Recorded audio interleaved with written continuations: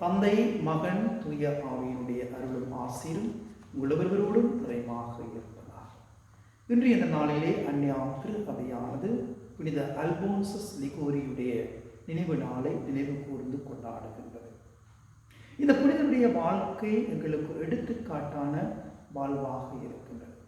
எல்லாவற்றையும் கிறிஸ்துவுக்காக துறந்து கிறிஸ்துவின் வழியிலே சென்று இன்று ஒரு புனித நிலையை அடைந்த ஒரு புனிதராக வாழ்ந்து கொண்டிருக்கின்றார். ஆகவே இந்த புனிதருடைய பாதையிலே நாங்களும் செல்ல ஆயத்தமாகுவோம். இன்றைய இந்த நாளிலே நாங்கள் திருப்பாடல் ஆசிரியருடைய இறை வேண்டலோடு இன்றைய இந்த நாளுக்குள் புனிதருடைய பாதையிலே செல்லுவோம். நமது வலிமையாகிய கடவுளை மகிழ்ந்து பாடுங்கள். நமது வலிமையாகிய கடவுளை மகிழ்ந்து பாடுங்கள். எனக்கு ஆற்றலும் அறிவும் கொடுக்கிறவர் ஆண்டவர்.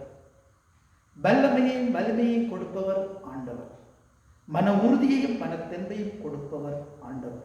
ஆகவே ஆண்டவரை போற்றுங்கள், ஆண்டவரை வாழ்த்துங்கள். இதைத்தான் புனித லிகோரியாரும் தன்னுடைய வாழ்க்கையிலே தன்னுடைய வாழ்க்கை பாடமாக, அனுபவ பாடமாக, இறை அனுபவமாக தன்னுடைய வாழ்க்கையிலே அனுபவித்தார். தூய பவுலடிகளார் அழகாக சொல்லுவார், எனக்கு உறுதியூட்டும் இறைவனால் எதையும் செய்ய எனக்கு ஆற்றல் உண்டு. உறுதியை கொடுக்கின்றார், மன வலிமையை கொடுக்கின்றார். மன வலிமையோடும் உறுதியோடும் நாங்கள் எங்களுடைய வாழ்க்கையை வாழ முன்வருவோம். கோழைகளாக வேண்டாம், எதுவும் தெரியாதவர்களாக இருக்க வேண்டாம். எல்லோரும் துணிந்து நில்லுங்கள், நிமிர்ந்து நில்லுங்கள். ஏனென்றால் ஆண்டவர் என்னை வழிநடத்தி செல்லுகின்றார். உண்மைக்கும் நீதிக்கும் நேர்மைக்கும் குரல் கொடுங்கள். ஆண்டவர் என்னோடு இருக்கின்றார். அநீதியை கண்டு அஞ்சாதீர்கள். உண்மைக்கு புறம்பான இடங்களிலே உண்மையை நிலைநாட்டுங்கள்.